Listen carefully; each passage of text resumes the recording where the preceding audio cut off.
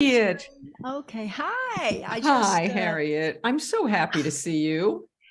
Thank you. Great to see you. It's been way too long. I mean, You I've seen know, you because I've watched Game Changers, but you haven't seen me. I have not seen you, and that's crazy because when I think of how much time we spent together over the what do you call that? The 2010s. Right. Yeah, I mean, it was a lot of time, a lot of Tuesdays. You performed a number of times, not just doing your own stuff, but when you backed up other people and helped me out when people disappeared on the fly. So Harriet, tell me, what were you doing when COVID started? Like what were you in the Well, middle of? I was getting ready to do a show at this literary agency, and that afternoon they called and said, "We're canceling the show." And I thought, how weird, and then from then on, all shows got canceled. It was wild. Oh, wow. I did not do the way a lot of people did. I didn't stay in my house and petrified and cowering like my students did. I switched to Zoom for my songwriting classes, and I actually have students who haven't left the house in 3 years. I'm not one of those. I went out constantly. So, Did you from the beginning? yeah. And did you get COVID? Oh, well, I got COVID like everybody else, but I tell you, the cold I had 4 weeks ago was worse than COVID because that affected my voice. Right. COVID didn't. I just, would lie there, with fever for a while, and then it went away. Now, I realize not everyone had that experience, so I'm not making light of it. I'm just saying that's the way I did COVID. When did you have Omicron? Which one did you have? I had Delta, and then years later, I had Omicron. Well, I have not had it. Poo-poo. I have not had it yet. I have not had it. I'm knocking on wood. You may have had enough of it that you have the immunity. So, well, yeah. I mean, everyone around me had it, and for me, the concern was the long haulers and the complications because I have some underlying conditions and stuff. So that was the stuff that was, okay, yeah. Well, good for you. But I'm really in awe that you didn't change your life at all. You were going to the market. I changed my life considerably. I couldn't perform anywhere. I couldn't do any of the shows that were planned. I couldn't have people to my house for my classes. So I changed everything. I now have 3 Zoom classes and some private students who come over now. But the Zoom classes now have included 2 people from Austria, 1 from England, and a bunch from New York who would never have been able to get to my dining room table. So it worked out, I don't mean COVID worked out well for me. I don't mean that. I just mean that it was really helpful to have Zoom. I wish I'd bought stock in Zoom before this happened, Okay, so I did, and the stock has tanked since. Oh, you're kidding me. Well, it hasn't exactly tanked, but it's gone down substantially. Yes. Oh, wow. Well, let me look. I'm going to look at what the numbers are today, but the Zoom stock was not, I bought it right when the pandemic started, and I got on Zoom, and my cousin, who was my stockbroker at the time, said, no, don't do it. Don't do it. Zoom is over. And I said, bullshit. Now, I believe the stock will come back around. Tech stocks are just struggling. The market's just struggling, but yeah. But I don't think Zoom is going anywhere because, like you, I have found now I can interview people all over the world, and I have. Yeah. And I couldn't do that when it was in my living room. That's right. Right. So that's, and the classes I hold on Zoom, you would think, oh, they're just squares. They don't really get to know each other. You would not believe the bonding that's gone on. These people love each other.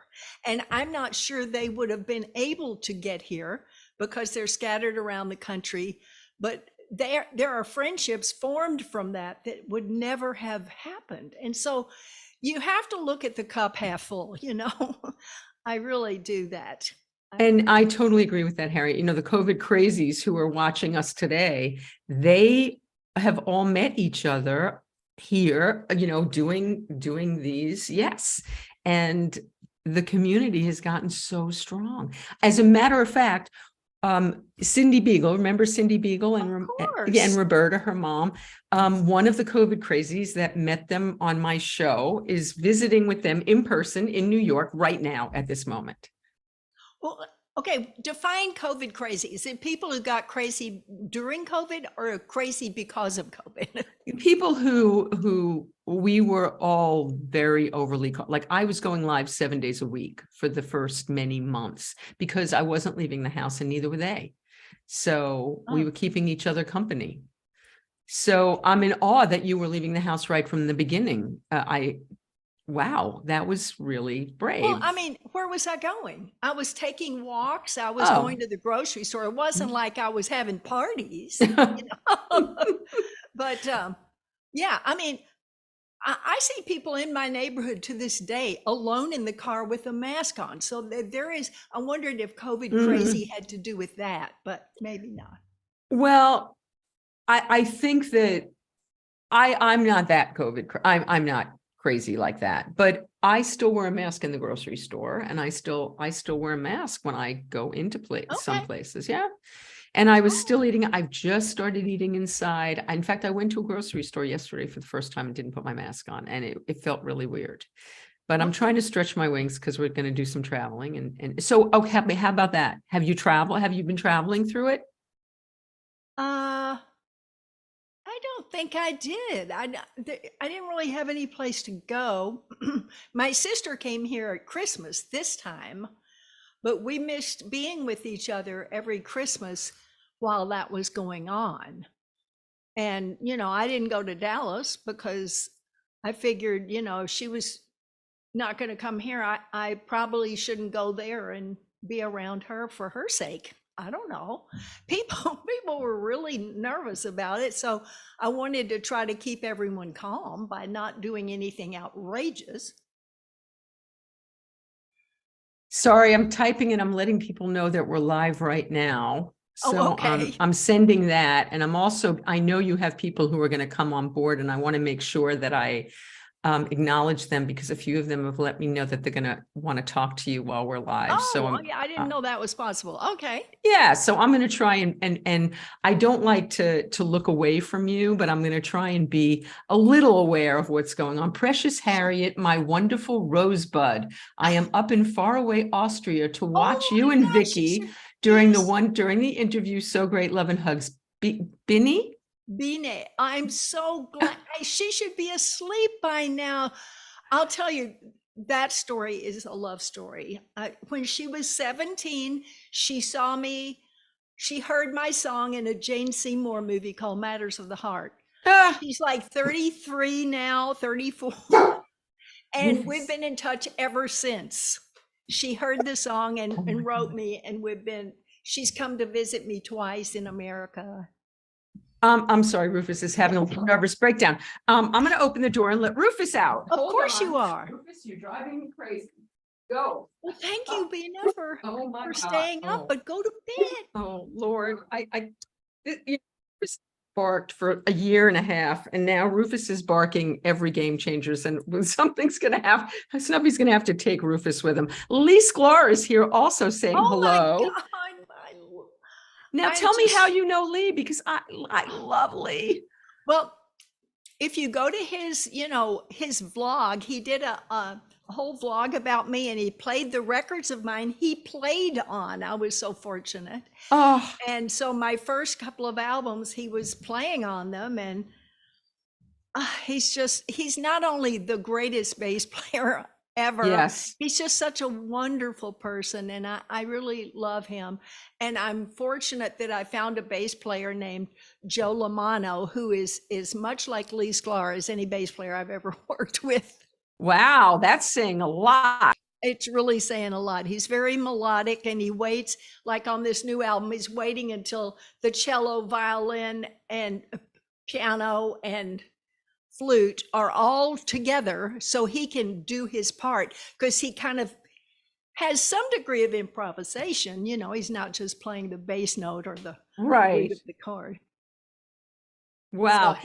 So Lee Sklar, my hero, like many other people.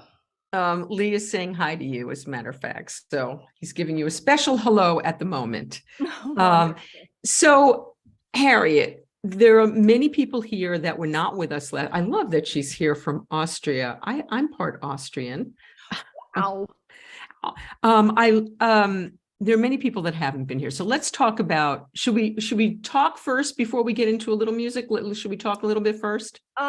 Whatever you want. I mean, let's talk a little bit first. Okay. Let's talk a little bit first. So I know I know I can't say that you're from Texas. I have to say you're from Dallas. Yes, I know there's that a big difference. Now, why is that? Well, you say Texas and people think, cowboy boots and hats.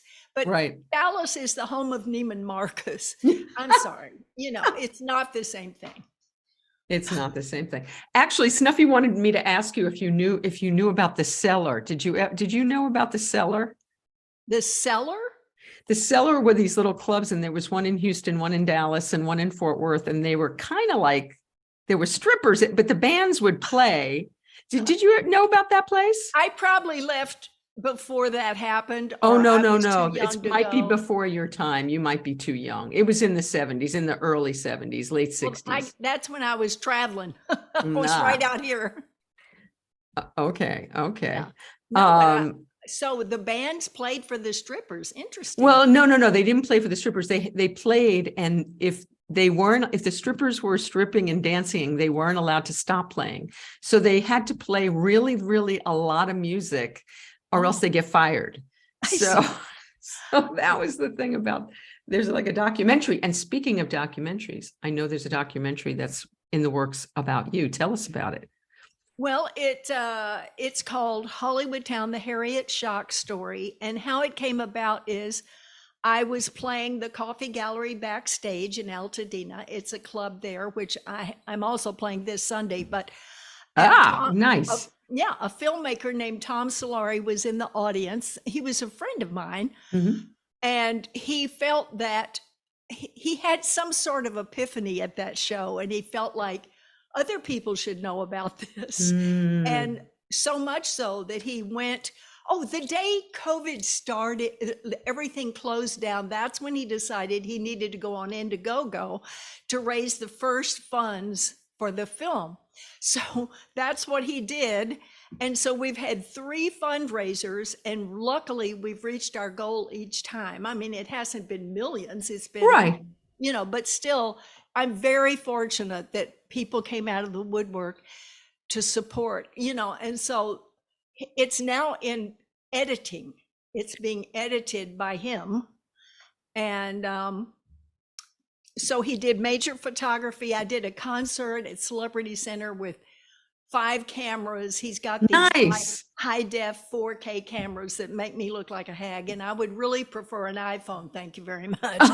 But anyway, but it was fun because I had my cellist, my violinist, my flute player. I was at piano, and Joe Lamano on bass, and Andrea was singing backup, and also she sang a duet with Gary Imhoff in the middle of the show. So it was an entire 2-hour show that's been filmed and is now being, edited by Randall Michael Tobin, who's doing the sound. So I don't know what the movie's going to be like.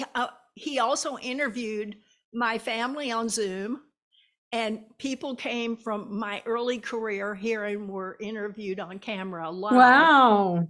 Yeah. And so it's been nice. And, there have been 2 previews. I don't know why it's so hard to explain to people where the previews are. So every time I would say, go to Indiegogo and click on the previews, they would see the original promo that he did about why he's making the movie in the first place, which is fine, but that wasn't the preview of the movie. So anyway, we have 2 of those, and hopefully we'll get it done maybe by April or May. That's thrilling, Harriet. And you're so deserving to have that attention brought to you. Absolutely. So let's ruin the documentary and talk about Harriet Schock. No, I'm kidding. Because that's going to be completely different. That's going to be other people's perspective of you. Oh, I see what you mean. Yeah, no, that's fine. Who knows? He may be using part of this. Well, there you go. Okay, so I know you grew up in Dallas. I know your dad was musical, although a dermatologist, which is an interesting Yeah. But a jazz musician, yes? Well, yeah, he put himself through college playing in a jazz band, but he could play anything, Hmm. and so he would teach me to play by ear, and eventually I would say, I know. I mean, you tell me what chord to go to, and I'd go, I know. So it was a blessing and a curse only that I never learned to really read music because Ah. I would always cheat when my piano teacher would play it the first time to see if I really wanted to play it. I would then pretend to be reading. And so I've never really gotten the reading thing quite down. But the blessing part was that music has always been a bond with him and such a major part of my life. I think he really wanted to do music for a living, but his father, who was the head of the chemical engineering department at the University of Texas, they named the Schock laboratories after him. Wow. He said, well, is it going to be medicine or music? So, he had 2 children. Well, by then he didn't, but anyway, so he became a doctor, but the fact that I got to do music thrilled him. And how wonderful is that he was supporting of your artistic? So was that what it was always going to be? And when you were Prodigy, did you take to it immediately? I'm pretty young. I played the piano and they would put me in things that they needed somebody who could do that. But no, when I came out here married to an actor, I was gonna write screenplays and I studied with Sid Field, and it took me like months to write a screenplay and only like a day to write a song. And I thought, wait a minute, the ratio is not appealing. And so when I got successful as a songwriter, I thought, I still love all those characters talking in my mind, but I really better stick with this. So then in the 80s, I started studying screenwriting again, but it's not really what I do, but I just love movies. And you've scored quite a few of them, actually. Well, I did the music for a lot of Henry Jaglom films, yeah, but I wouldn't really call myself a film scorer, although the man who's making the movie, he likes using the instrumentals of my songs underneath stuff.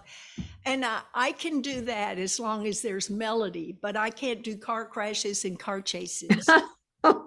I don't think there's any loss there. So you started, so without really being a good reader, but are you a good writer? Like, so how, okay, when you collaborate on a song with another songwriter, are they writing it down? If you think about it, if you're writing a song, it isn't written down anywhere because you're making it up. So I'm not sure why people feel that it's necessary to notate it unless someone else is going to sing it. Now, when cabaret singers sing my song, they all want lead sheets. So I get somebody to make them. Okay. It's painstaking to do the rhythm of a lead sheet of the melody. But, I can do it because I went to night school and learned how. But really, the writing of things down, if I collaborate, someone's given me a melody and I write the words, or someone's given me the words and I write the music. Mostly I just make it up and record it. You don't really Is there one of those two that you tend to lean more to, Harriet? Do you lean more to the lyric or the music, or not necessarily? I used to just listen to music and didn't know what the hell they were talking about, but I grew out of that. And lyrics are very important. Mm-hmm. But when I write with Misha Siegel, he thinks of me as a lyricist. When I write with Arthur Hamilton, I'm the composer. Wow. So, it just depends upon whom I'm writing with, but I mostly write by myself. And how long, how did Ain't No Way to Treat a Lady happen? Was it quick? Was it slow? Was it arduous? It was quick. I was on a plane. As I say, I was on an airplane as I was leaving him for the last time. It was one of the last times I left him for the last time. So on the plane, I got the idea. I guess it was yourself you were involved with. I would have sworn it was me. I might have found out sooner if you'd ever let me close enough to see that Ain't No Way to Treat a Lady. That's all I had. I came back home once the plane landed. I made up the music and I finished the song. It probably didn't take more than a day, but Wow. it's not how long it takes, Well, no, but I think sometimes things come quickly when they're sort of divinely guided. Well, if you're communicating something to someone, which I was, you and I are having a conversation. I'm not laboring over what I'm going to say to you. Now, granted, if it fits the music and has to rhyme, it takes a certain degree of craft. But if you have to labor over things, there may be a problem. Now, I have had songs that I couldn't quite get it, and I'd wake up one day and I had it, but that's very rare. Usually they come kind of at once. Okay, so speaking of that, how about if we have a little taste of it? Not a little taste of it. How about if we have the whole damn thing? Okay. Please welcome Andrea Ross-Green, who sings with me. I never leave home without her. I love you, Andrea. I'm so happy to see you. I miss you so much. I miss you both so much. I miss you too. It's great seeing you. Okay, I'm gonna leave the picture now and make it all you guys. Okay.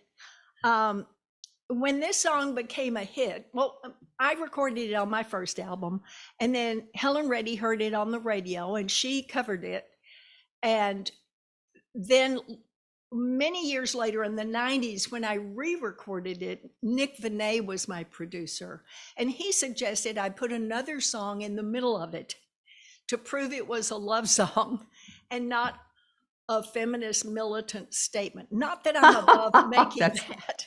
But after she wrote I Am Woman and had a hit with it, anything that came after it, people were convinced was a militant feminist statement. So the fact that this was a love song is proven by the fact that another song that was on the radio at the time, One Time Lover, I've now put in the middle of it, and hopefully it will be clearer that this was some sort of strange love song.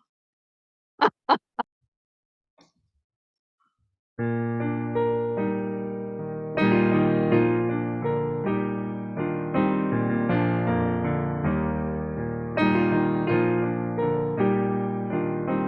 guess it was yourself you were involved with.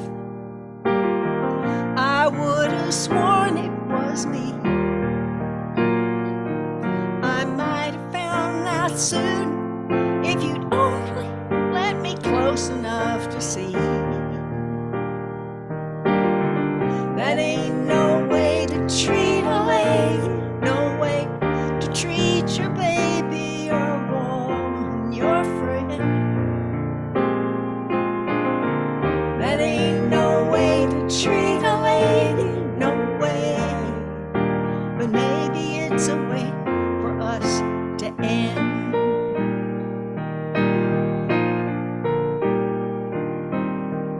I was busy being a picture with all the colors I know, while you were busy looking into white blue mirrors and loving the show. That ain't no way to treat a lady, no way to treat your baby, your woman, your friend. That ain't no way to treat a lady, no way. But maybe it's a way for us to end.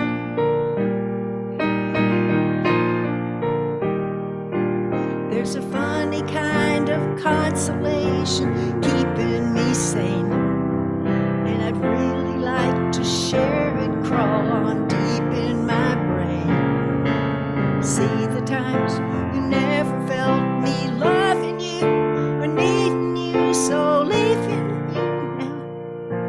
You still don't know how to feel the pain.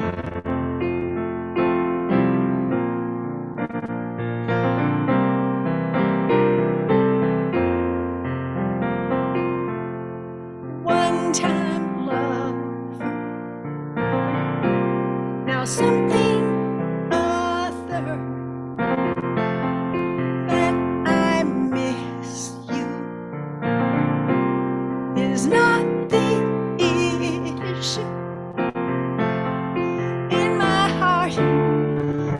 my soul, on my mind. Recent blizzards cut like scissors. Warmer memories are safe within me, in my heart, through my soul, on my mind. And it goes on. I know you, but I can't quite remember what I came here to tell you. But I see the ground and I long for the sky. Lots of tears and time make a sweeter wine, baby.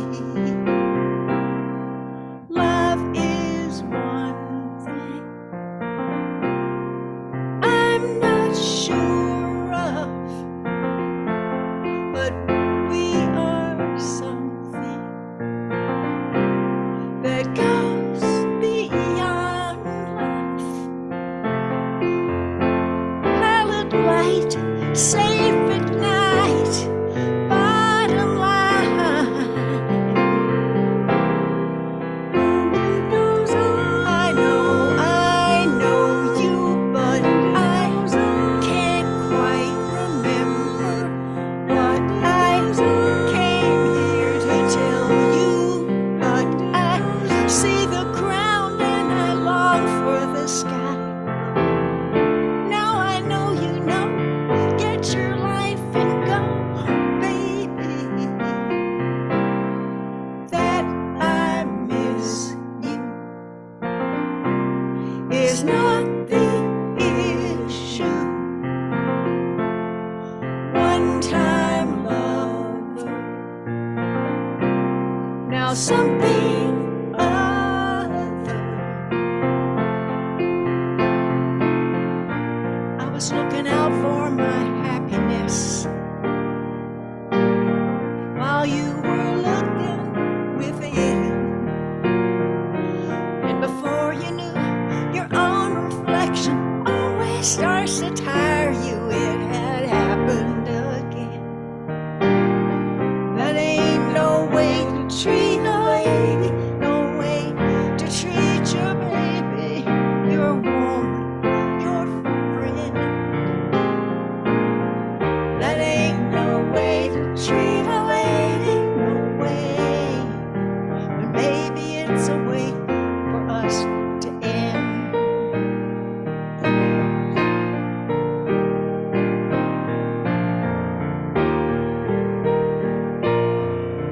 One-time lover.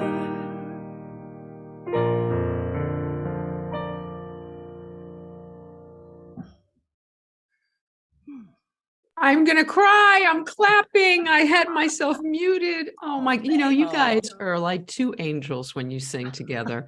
You just thank you. are, your voices are magic together. That Well, was she gorgeous. can do that with anybody. I hate to tell you, but Well, I've heard Andrea sing by herself and I've heard her sing with other people, but I have to say you two together are special magic. thank you. And that's just the way it is. And people are commenting about how there's nothing like hearing a song until you hear it sung by the writer, and how yeah. different, Helen Reddy did a beautiful job with Way to Treat a Lady. She didn't sing the mashup, which is so brilliantly put together, but there's nothing like hearing you sing it.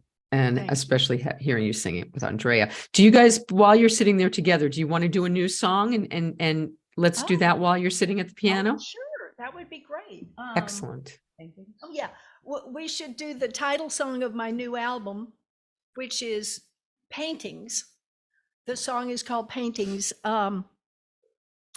Is this album available now? No, it's being Joe Lomano, my bass player, has to come in and do his part. I did piano vocals, and each person in my band, they all have their parts, because they've played with me so much. They Right. came and added it. So now Joe's going to do his, and then Edward Oslander, who's producing it, is going to mix it. But I called it paintings because a lot of my songs have pictures, but also because this song is important to me. I saw a movie about Van Gogh, Oh, and I was very moved by how his brother was with him. He really believed in him. And I thought, most artists struggle just like he did. And their families do try to support them in their art. Sometimes they say, why don't you get a real job? But most of the time they say, oh, we really like what you do. For instance, I have a friend who's an actor, and he goes home and his family will say, well, that show we watch on TV, why aren't you playing the lead? You could do that, uh-huh. Or your paintings are just as good as the ones we saw at that gallery. Why aren't yours up there? Or why doesn't Adele sing your songs? You know what I mean? It's like they mean well. Yes. But what I thought was Van Gogh, he went through it like everybody else. But, sometimes it pays off. Sometimes you just can't wait that long. But I love the movie I saw about him, and it inspired this song. Wonderful. Okay. And what's the song called? It's called Paintings. Paintings. Paintings is the name of the album.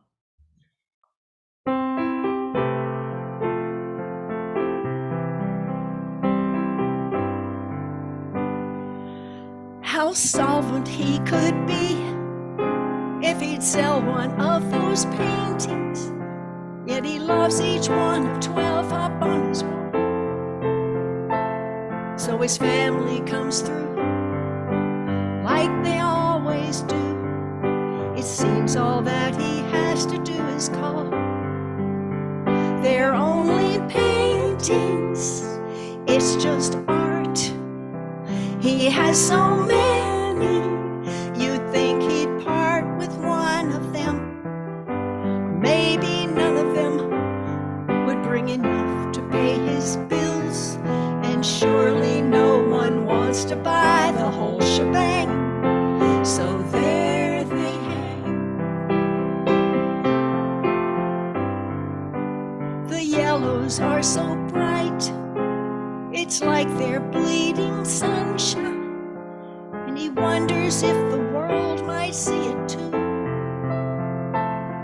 So he moves with such speed once his mind is freed. If life's a puzzle, color is the clue. They're only paintings, it's just art. He has so many, you'd think he'd part with one of them. But maybe none of them would bring enough to pay his bills. And surely no one wants to buy the whole shebang. So there they hang. He wishes they would sell with every breath. If only he can last until 1 decade past his death. That's when the paintings on his wall became the paintings in hallowed halls and galleries. And through eternity we all see the sunlight too. The future learned by heart the song he sang. And here they hang.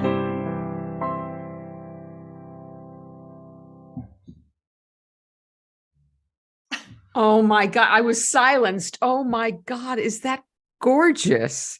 And such a simple idea that, it's beautiful. Thank I love you. it. You never cease to amaze me. There's not a song that you've written that I don't love. Thank There's you. not one. There's no B-sides. There's no, I got to get to this. I got to get past this one to get to the good stuff. There's none of that Oh, on the that's so Harriet Schock wonderful. album. Thank you. Wonderful, beautiful. Oh, wow. So before we let Andrea go for a while, why don't you guys talk about how you met and how your collaboration began? Oh boy. Oh, She should tell you because she found a book with my picture on it before she met me. So she can tell you that story. okay. That's so wrong. I was introduced to Harriet's music when I was walking down the street with my little transistor radio, and I heard "Ain't No Way to Treat a Lady" by Helen Reddy, and I stopped dead in my tracks and I went, "Oh, that is so gorgeous. That's just the kind of melody I want to write." And I listened to the whole song, and it was just, oh my God, this is so great. So I bought the sheet music. Fast forward a million years later when I moved here, and I found her book, Becoming Remarkable, in Barnes and Noble or Borders. And I remembered her name, and I thought, oh, well, I got to buy this. I bought it, I read it, I was so inspired by it.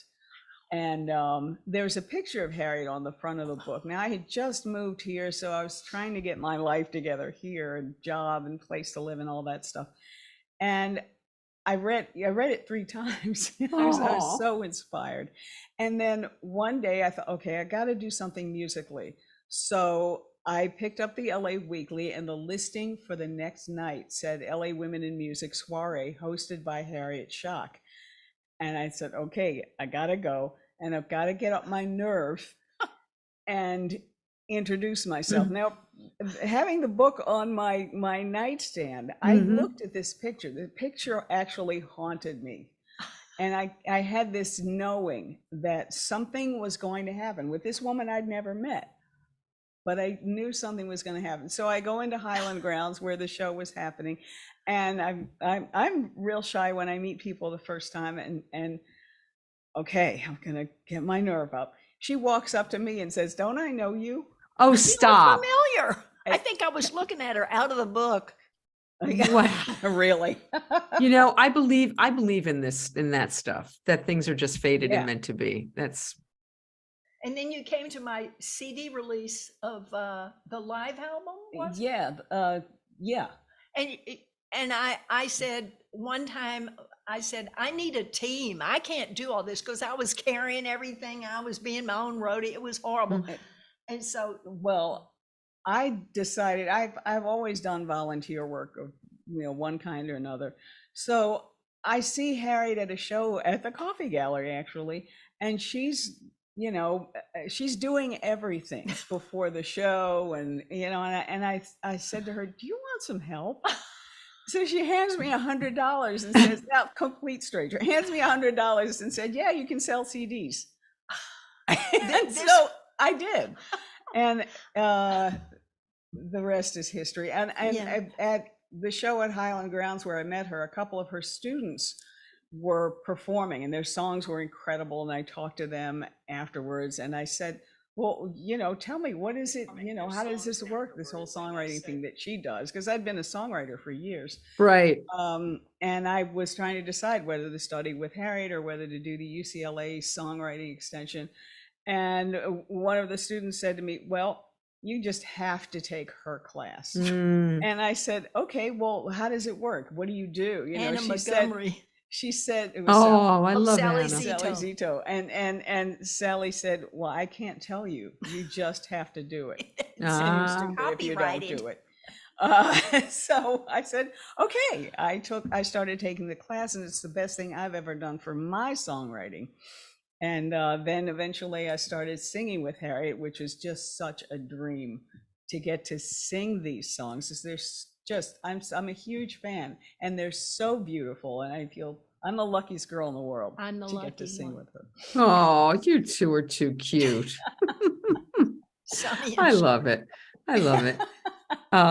It's beautiful that you make beautiful music together, but you also have this fabulous friendship and Yeah. have so much love and respect for each other. It's a beautiful thing to behold.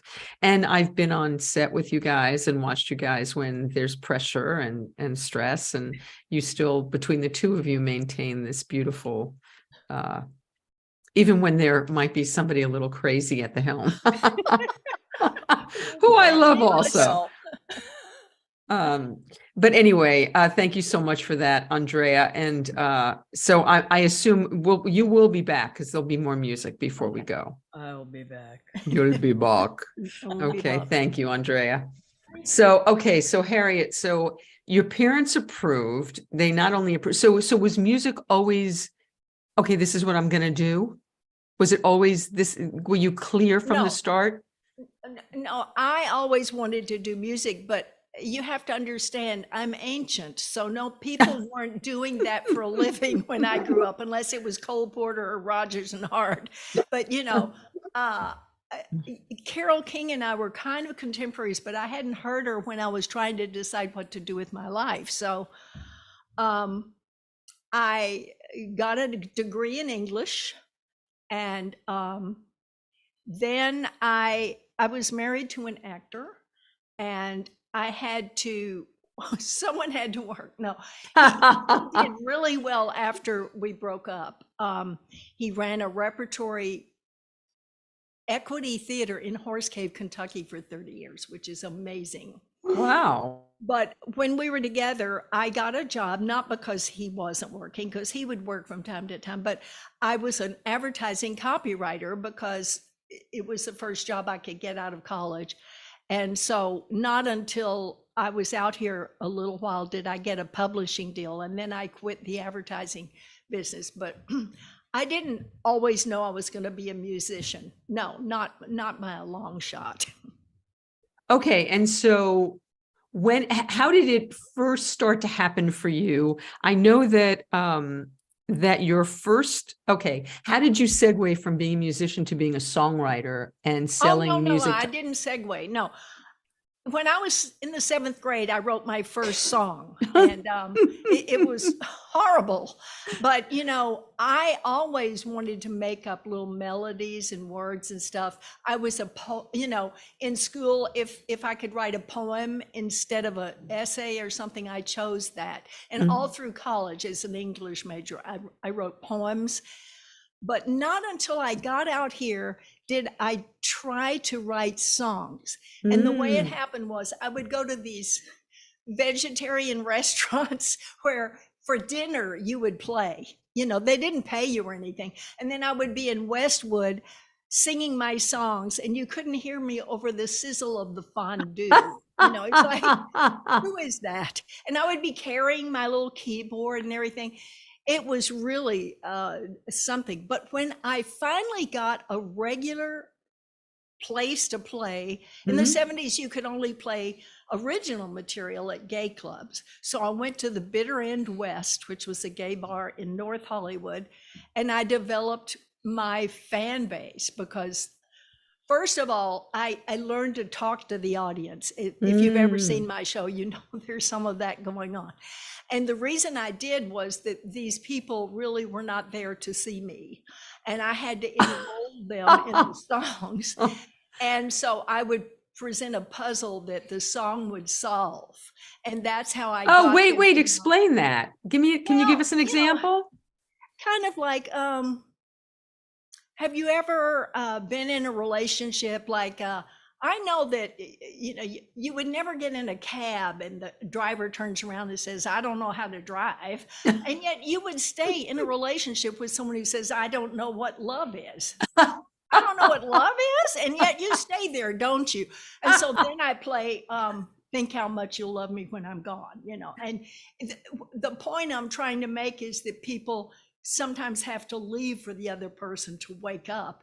But these people are all very romantically inclined. Right. And this audience was digging all the romance. Do you know what I mean? Yes. So if I could write love songs and enroll them in the plot, they would listen to me.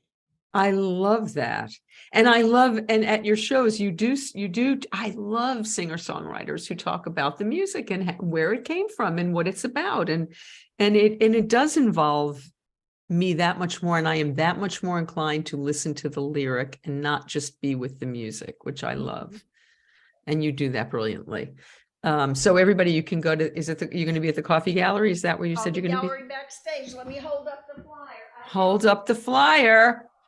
Oh, they can't see that. Oh, they can't really see that. If you look up on my Facebook page or the Coffee Gallery backstage in Altadena, their page, you can get their phone number and call and make a reservation. It's 2 p.m. I really like the matinees because then we get to do something fun afterwards. I've actually seen you do a matinee there. On Saturday it is? Yeah. On No, Saturday. it's on Sunday. Oh, it's one on is Sunday. Okay, Sunday at 2 I remember p.m. where you sat and everything. Well, I sat with Misha. Yeah, I know. Yeah. Right in front. I sat with Misha right in front. It was wonderful. Oh, the good old days when I used to do that. I'm ready to do that again. So I will. So, okay. So you wrote your first song when you were in the 7th grade. In the 7th grade. But I did, once I started playing this gay club, publishers started coming to see me. And so I got an offer from 2 different publishing companies. And I went with so you were already doing all original songs, Harriet? Yeah, that's all I ever did. Okay. I mean, I think I did one song that I didn't write, something by Elton John, but I had always done originals. And so I got offered a publishing deal and then another one. And I went with the company that is called Cole Gems. It's now Sony, but what isn't? Anyway, so it's, yeah. And so and then they made demos with me. Roger Gordon, my publisher, made demos with me and took them to Russ Regan at the record company of 20th Century Records. And I made 3 albums for them. There was a little thing in the meantime with Columbia Records, but they had a payola scandal and everyone got dropped from the label. I got a car out of it, but then I signed with Russ Regan. That was great. And when, Harriet, did you start selling your music to other artists to perform? That's kind of a misunderstanding. You don't ever sell anything to anyone. The way it works is if another artist hears your song and it's already been recorded, then they can get what's called a compulsory license. You can't hold it back anymore once it's out there, been recorded. All that means is you can't hold it, but it doesn't mean you don't make the money. You still own that, you and the publisher. And so when Helen Reddy heard my version on the radio, she recorded it. When Manfred Man heard my record, he cut Hollywood Town. And when David Cassidy and the Partridge Family heard That's the Way It Is with You, they recorded it. I mean, I didn't go to them and ask them. I don't even know them. Well, no, but some songwriters do. Some songwriters solicit their music to artists. Yeah, I don't know how that works. I've never been able to do that. Well, it doesn't sound like you've had to do that. No, it's not like they're clamoring at my door. What I mean is, because I've always recorded, and my 8th album is coming out now, that's how they hear them, And there was a radio station in the 70s called KNX FM that would play every album cut. So I was very fortunate. Wow. That they got played on the radio, and that's how people heard them. How did Johnny Mathis find you? Well, the little record deal I had at Columbia before the payola scandal, the man who signed me was an intelligent, literate man named Jack Gold. He was the LA office, and Clive Davis was the New York office. And whenever someone would go to Jack and he would turn them down, they'd say, "We're going to have to go over your head to Clive Davis." And he said, "Over my head and around my back, the 2 most traveled paths in America." I love this man. He was so brilliant and eloquent. Anyway, he was producing Johnny Mathis, and he had heard my demo of it. I never recorded that song. It was called "Ooh, What You Do." And Johnny was in the studio, and he didn't know the song, but I got to go teach it to him in the vocal booth. Wow. While the band was playing. You have to understand, as a child, I walked around the house with his albums like this. So to be able to be there while he recorded it. And he had a friend there, and he said, "Listen to this. I drink up your liquid movements like I'm dying of thirst. Have you ever heard anything like that?" So that was the first line of it. So he liked it. That's so wonderful. Oh my God. And how about I just saw Smokey on the street and he was so lovely and I got to chat with him for a moment. How about Really, on the Smokey? street? Well, yeah, I was getting out of PT and he was walking towards me and had a knit cap on and a thing. And I said, Smokey. And he turned around and Such a I sweet man. he was just lovely. I got to give him a little hug. He was a lovely man. Yeah, No, I didn't get to give that's wrong. I wanted to give him, I stayed in my car, but he stopped but anyway, so how did Smokey get you music? well, there was a movie called Barry Gordy's The Last Dragon. It was a Motown film, and Misha Siegel and I were signed to Joe Bad, Motown's publishing company. And we were told by an executive at the company that a love song was needed. So we wrote First Time on a Ferris Wheel. We took it to Mr. Gordy. He said, we don't need a love song. I don't know why you've done this. And then he played it and he called the head of TriStar at 3 a.m. and had him because he said he was rewriting the end of the film for this song. Oh, And Smokey Robinson and Sarita sang it in the film. You may have heard it by Carl Anderson, who also had an amazing version of it. He and Gloria Loring have a record of it. And, 35 people have sung the song, but I'm very Wow. proud that Smokey sang it in the movie. That is so extraordinary. And how about Roberta Flack? Well, I wrote with a writer named William D. Smith, Smitty Smith, and he asked me to write the words to it, and it's called Happiness. And she recorded it. He knew her or he played with her or something, but that was a thrill. And so, Harriet, you do a lot of things. You've written books. You are a singer-songwriter. You are a teacher, and you are, for anyone who doesn't know, probably the premier songwriting teacher in Los Angeles. I mean, you've taught. Oh, well, Can you tell us some of the students that have come through your kitchen? A lot of them and everything, but I don't take credit for these people. I'm like the photographer who everybody says, how do you get those pictures of those tomatoes? And he said, I just stand there and they bring me tomatoes. And eventually I say that when I take the picture. So it's not like I'm responsible for these amazing writers like Tracy Newman and Anna Montgomery and Sally Zito and Kevin Kelso and Laura Joy Gold and Betsy Jackson. I mean, they're all wonderful. They were wonderful when they came to me. I mean, the other night I heard Craig Lincoln sing this song called Cats and Dogs. And he said, when he auditioned with me to take my course, he played that song. And I was probably screaming. I mean, before he studied with me, he wrote the best song, one of the best songs I've ever heard. So they're not always perfect, but they're always talented, and I can tell, And so what I do is I get them and I give them the steps of writing a song that will trick them into doing what professional songwriters do naturally, which is in steps. And I exercise every muscle of songwriting along the way so that they're not dragging some weak muscle with them. Can you, without giving away because it's way too big and we're not going to do that here, but can you give us one tool that you give songwriters that perhaps they might not know before they come to you? Well, first of all, try to be visual. Every every teacher of any kind of writing will say, show, don't tell. Right. But my little trick is I keep them communicating at all times. They speak English, but somehow they think songwriting is another language. They stop speaking English and they start songwriting, No, it's all the same, but you have to know whom you're speaking to, where you are, what you're saying, what does it look like, stuff like that. Because it makes the listener uneasy if you're speaking in vague abstractions and we can't picture the scene. Harriet, are most of your lyrics, all of your lyrics autobiographical? Oh, no. Well, when I wrote First Time on a Ferris Wheel, I didn't have a lot in common with a young African-American man who was studying Kung Fu and was a virgin.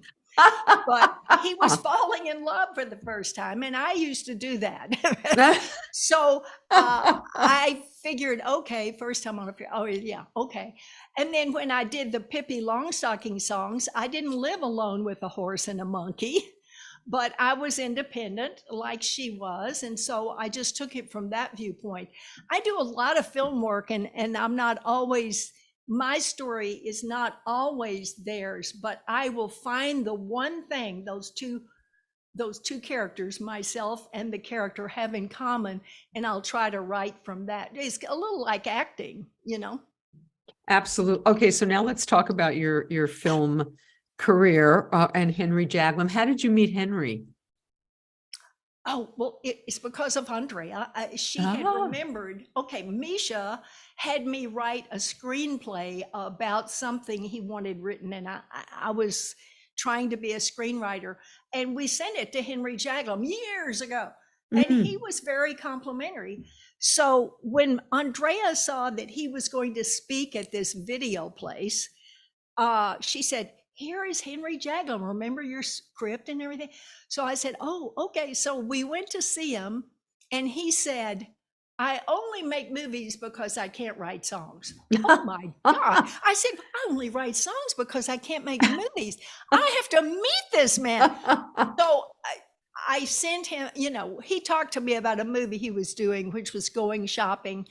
And it turns out I did the theme song and all the underscore on piano and everything, but it took forever for me to get him what I was trying to show him, because he's not as technological as I thought he might be when I sent it by, you know, an MP3 or something. Right, right.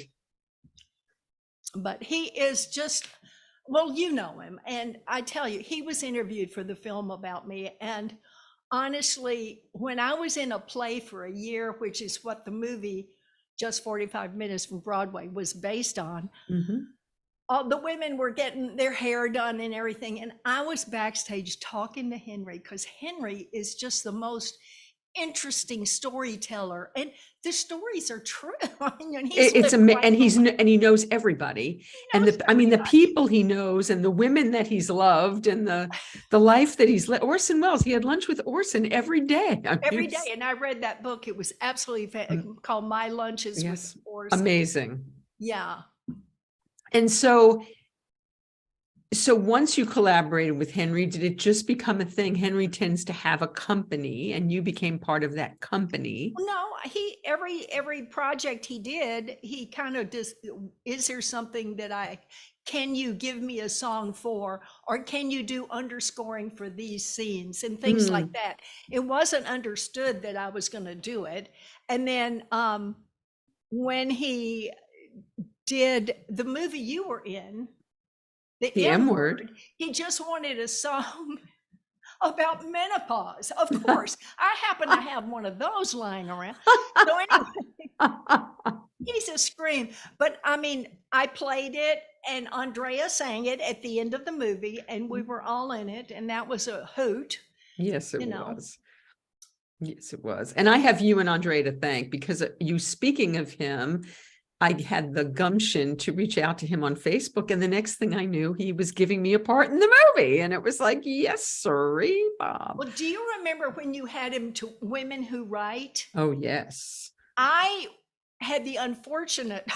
I know you drove him. I drove in front. His secretary said he doesn't like freeways. So you have to understand, to get to your house without going on a freeway is interesting. He said, I saw things I've never seen in LA. People's clothes hanging out. Oh, God. Shelter. Oh, yeah. I remember you came in quite stressed. That was a horrible trip for you. Yeah, but we were an hour and a half late too, so. Yeah, it was a pretty wonderful, and I had moved Women Who Write. It's the only time I ever did that. I made it in the afternoon because Henry wouldn't come at night. That's right. And I had never done that before, but he was worth the move. And he actually has done this show twice. And I just asked him if he would do it again. He's like, well, I've already told the stories. I said, yeah, but there's a new audience now. They're always new. No, we had dinner with him a few times on New Year's Eve when he couldn't have the party because for one reason or another. And I swear, I heard stories after all these years I've never heard just last New Year's Eve. Wow. Wow. And it's nice to know that you've continued the tradition. I have to say that some of the greatest New Year's Eves of my life have been in Henry's living room. I know. What fabulous parties those I were. know. Oh God, I miss that too. So what was the first movie that you Going shopping with Henry, you mean? period, but yes, with Oh. Henry as well. Are we talking about that I did music for? Yes, yes. Oh, there was a movie, I can't remember the name of it now. Oh. And they didn't like the song and they called me in and I wrote it and they used it. And then the original writers whose song got thrown out came after me and it Oh was a Lord. hullabaloo. But for the most part, I am contacted by the filmmaker. For instance, the way I got Pippi Longstocking was that the man who had the audition for who would play it ran into a friend of mine when they announced that Tammy Aaron would be Pippi. And he found out I'd written Ain't No Way to Treat a Lady. So he was convinced this made me a feminist and Pippi was a feminist. So we should meet, you know. You never know what people are going to think about things, but that was a lucky break. And then I brought Misha in because he needed a film score as well. And then we also worked a lot with Mike Young, who did The Life and Adventures of Santa Claus and The Secret Garden, all animated and everything. And I love solving the problem that the film is having, or the TV show or whatever, with the song. I mean, they frequently have a problem and they need it solved. You know, in The Secret Garden, the bird is singing a song, but he can't speak. So it was an interesting problem, but you know, the phrase, if you listen to the meaning, not the words, worked. And so once they had that, and I built the rest of it around it, then we got all the songs. So there's frequently a first song that you audition with, and then you do all the songs for the project, but it's not easy. Yeah, I love go ahead, I'm sorry. Projects, yeah. Les July, by the way, is saying hello. Oh, I love him. He was my percussionist at one time, and we've just remained friends. Do you know, I booked Les July in New York in 1986, I want to say. I've known Les for a very long time. So it's lovely that wow, that you guys have that connection as well. So, okay, Harriet, so tell us everything that's coming up so that we can be on the lookout. Okay. Well, as you know, Tom Solari is making a film called Hollywood Town, the Harriet Schock story. And in the process of raising the money for it, he had a perk. A perk is a bribe that gets people to give you money. If you want this, give us money and we'll give it to you. Like my albums, my books, all that. But then he came up with, Harriet will write a song for you. So for some exorbitant fee, I thought no one's going to do that. And then 3 people did. So the first person who did was someone you should know, really, because Vicki, he is like you, one of the best interviewers. And who he is actually is he was the first gay judge in Canada. Wow. He married the 2 women who later went to the Supreme Court to get that decision, wow. that it was legal. Yeah, he's in Wikipedia. What's his name? Well, his name is Harvey Brownstone, and he has an interview show of people mostly in the industry, and he is in Canada, and he interviewed me because Jim Keaton, who is Helen Reddy's fan club president and dear friend for 50 years, was interviewed about Helen for 4 different episodes. And in the process of getting to know Harvey, Jim said, you should interview Harriet. So he did. And then he got the perk of, and I wrote a song for Harvey. So then I went back, and you should go to his site. I'm on there. I mean, my song is too. But even better, in the process of showing Harvey the song, I sang it, but I also got Gary Lynn Floyd to sing it, who's an amazing singer and a very good friend. He used to sing backup for me, but and so in interviewing Gary after he sang Harvey's song, Harvey asked Gary, you sing really well on Harriet's song. Why don't you, now this is a live interview, why don't you do a whole album of her songs? And I thought, oh my God, what if he says, ew, I wouldn't want to do that. But luckily he said, what a great idea. So he is currently doing a whole album of my songs called Present Shock. Oh, I love that. Songs of Harriet Schock by Gary Lynn Floyd. So that's going on. The film is going on. My album is happening. And so it's like, I just am having so much fun.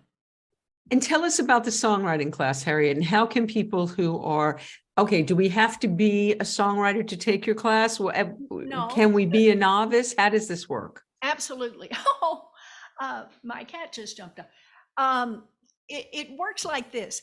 If you are willing to communicate, and if you have some degree of musical ability, or if you are able to write, willing to communicate, some of my students are only lyricists, but mostly they write music and lyrics.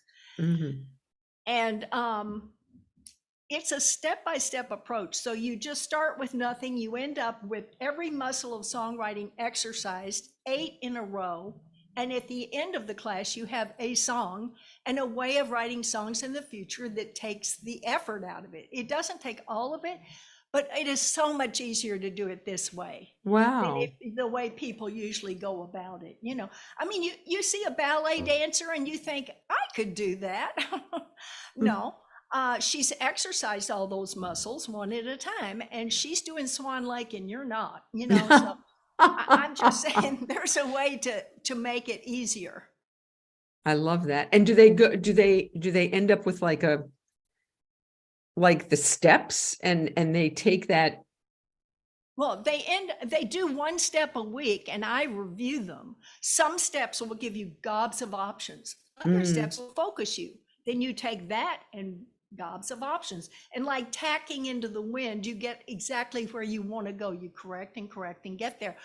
I have never been able to put it in a book because it takes kind of feedback from me on whatever that is the best one to go with, and then they expand on that. So at the end of the 8 or 10 weeks, the first 2 weeks are something other than steps. At the end of the 10 weeks, they have a song and a way of writing them in the future. They don't have to continue studying with me, but they usually like to, because they like the other people. They like the fact that there's a different first step, and maybe I could write a song about that. I never thought of that, things like that. Well, and also you're workshopping that song all the way through, right? The process. So an outside voice, especially one like yours, is very helpful. And I've heard many songs that have come out of your workshop, and they're extraordinary. I mean, the artists are extraordinary, you're extraordinary, the songs are extraordinary. So, okay, so when is the next session starting up, and how do people contact you? In a few weeks, actually. I need to get on that, but the way to contact me is if they know my name at gmail.com. Harriet, it's not if you know, it's HarrietSchock, SCHOCK, Harriet with 1 T, at gmail.com. And I'll answer every email if you email me that way. You can go to my website. I'm bad about remembering to check those emails because it's a different email address, but HarrietSchock at Gmail is a very direct way to get to me. Perfect. Everybody can do that. That's okay, right. So you're going to give us a little more music before we go. Absolutely. So I would love to hear another new song, but I also made a personal request. And I we'll would see. love to do one of the songs, when I anything you want, but I wanted to say that when Tom told me he was going to do a movie about my life, and people have said I should write a book, I don't remember stuff. I'm in present time, and that's what I'm interested in. So if somebody said, what was that place you went when you were 18? I don't remember. I'm sorry. But I decided maybe I should write something from my childhood. And I wrote this song, and it incorporates my wonderful sister, Sandra, who may be watching this at some point, my father, my mother, and a woman called Ernestine Jefferson, who was like my other mother. Wow.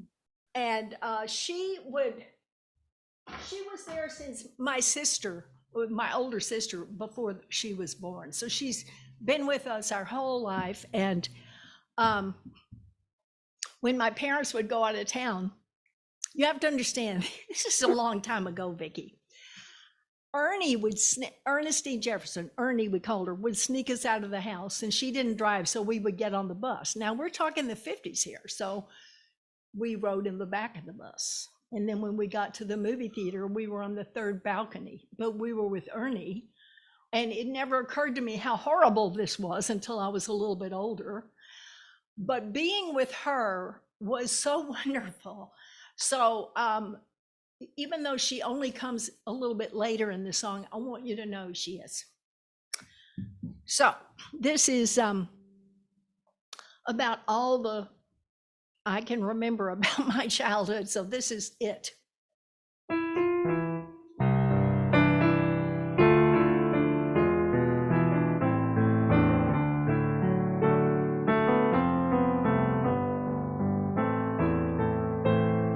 Childhood fading, so many scenes. How do writers remember all through their teens? I just see snippets, red, blue, and green. My parents, my sister, and Ernestine. It's all a renoir of colorful times, learning new jokes and nursery rhymes. And the lake is still there as the stone skips across it, as bright as the sun will allow. And the hand is still young as it learns how to toss it. And they're all still right here in my now. Music playing, Daddy and me. Why is E flat much harder than it was in C? He plays marimba so easily.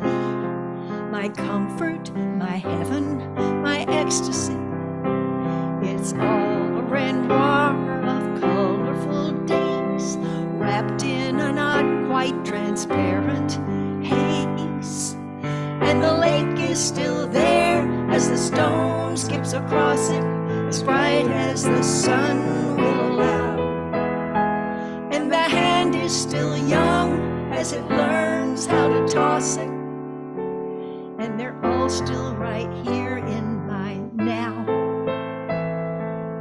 Asking my mother to give me some object, being so bored at 5, forgetting to thank her for her part in the project of getting me here alive. Me and Sandra, we learned from the best when our Ernestine snuck us away from the nest. We never told them, and they never guessed, our childhood with Ernie forever blessed. It's all a renoir of our history, but I can still touch it with memory. And the lake is still there as the stone skips across it, as bright as the sun will allow. And my hand is still young as I learn how to toss it. And they're all still right here, sometimes so clearly.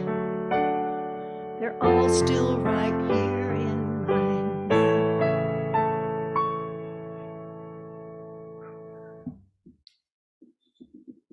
Have a barking dog, but okay, that is just stunning, Harriet. That is gorgeous. Thank you. Will you guys do the song that I requested earlier? Is it over and over and over? It is. Okay, sure. I live in a duplex, and this is it. And upstairs, when I first moved in, there was an elderly couple in their 90s, and I was afraid I was making too much noise. So one time they called me and invited me upstairs for fruit. And I thought, well, they're in their 90s. I want to know what they eat. So anyway, I went up there, and I was so inspired by their love for each other at this age and everything. And I just wrote this song, and I called her and I said, I've written a song in tribute to your marriage. I hope that's all right. And she said, well, it certainly can't harm the relationship. And then they got all dressed up and came downstairs to hear the song. So I played it for them. They were very polite. They took a lyric sheet, went upstairs. And then she called me in about 5 minutes and she said, you know, this is really good. We just read the words. We couldn't hear when you were singing it.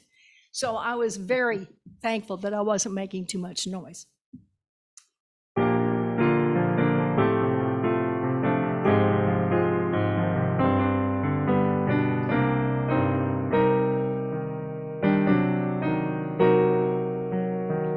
Television looks like it's from the 50s, except that there's a cable in the back. He sits in his special chair, half awake and half aware that she is in the room somewhere. That is his pivotal fact. The photograph is clearly from the 30s. Smiling features of the bride and groom. My eyes pan from it to them. Looks like her, it looks like him, and the spark of love has not grown dim. It lights up the room. They're headed where their parallel lines will finally meet. He only sought to rule the world, to lay it at her feet, over and over and over. She steals his heart, that is her heart, over and over and over. She chooses him, and they both win.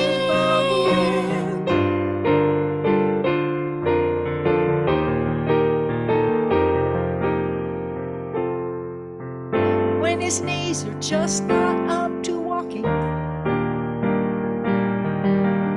She goes down the stairs to get the mail. If I'm dressed and quick enough, I sometimes go and take it up, as if this long abiding love were my holy grail. Their bodies don't obey them in this ending of the game, yet the look inside their eyes is constant and the same. Over and over and over, she steals his heart, that is her heart, over and over and over. She chooses him, and they both win.